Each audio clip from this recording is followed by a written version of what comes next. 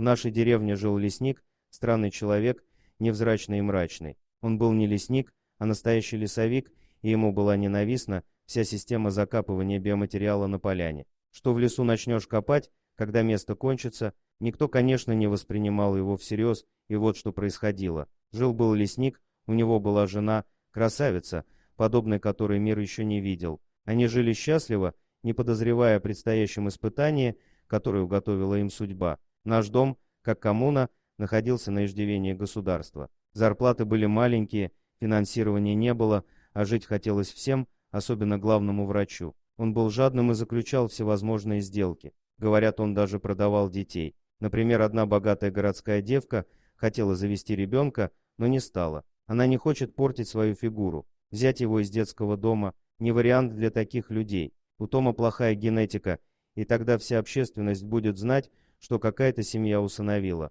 Но кому это нужно? Все хотят конфиденциальности, чтобы быть уверенными в том, что ребенок будет здоров. Но или в принципе богатая дама не может забеременеть по разным причинам, тогда она просто усыновляет ребенка, и весь мир начинает говорить о бесплодии. Опять же, никто этого не хочет. И тогда такая дама в это время наклеивает пластырь на живот, обманывая наши рты. И какая-нибудь деревенская женщина узнает, что родила мертвого ребенка. Некоторые уходят со слезами на глазах, а через год снова оказываются в родильном отделении и забывают свое горе. А некоторые, наоборот, говорят и благодарят Бога, что у меня еще 5 кажется. Бог дал и Бог взял, по-разному реагируют обманутые матери, но никто не пытается отговорить богатую женщину дома. Ее выписали из роддома с ребенком, сельчане почти гарантированно были здоровыми, сильными, а главврач получил свои деньги, которые, кстати, не спешил тратить на нужды роддома. Дошло до того, что это стало почти постоянной профессией,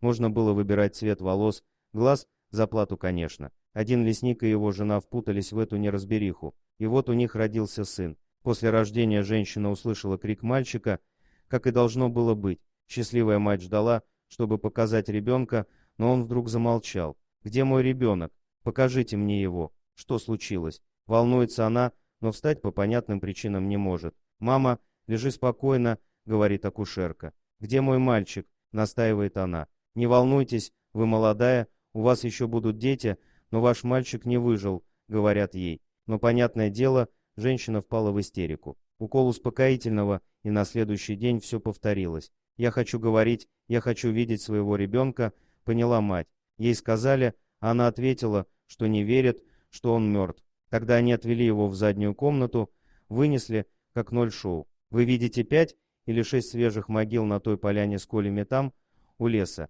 Там твой ребенок, и нечего вытирать.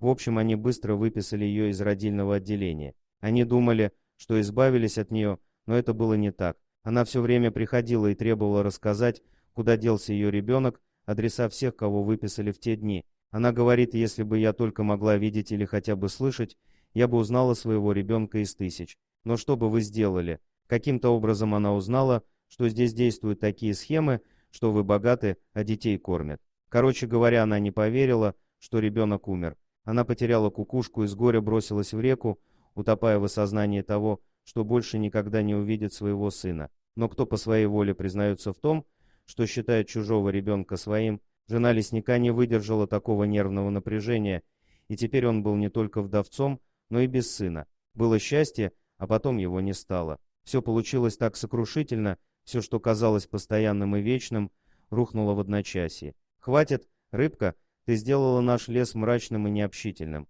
Он не смог доказать, что кто-то другой воспитывает его ребенка. Он смог, а ты не присутствовал, что он смог. Однако он начал бороться с этим же кладбищем домашних животных, но и здесь потерпел неудачу. Там все делалось по закону, биоматериал надо было как-то уничтожать. В общем, лесник разозлился и даже начал пить. С тех пор он вообще не общался с людьми. Он предпочитал волков в лесу, которых лечил и кормил. Если бы у нас их было много, то за грибами было бы страшно ходить. С тех пор прошло много лет. Иногда, раз в год, лесник приходил в свою избушку в день, когда должен был родиться его сын. Он приходил к жене на кладбище, а потом на ту поляну. Он стоял там как тень, смотрел на него, перекрестился, пробормотал что-то вроде «если бы я только знал, в какой могиле он похоронен». Дорогие друзья, если вам понравилось видео, поставьте лайк, а также подписывайтесь на канал, где найдете еще много интересного.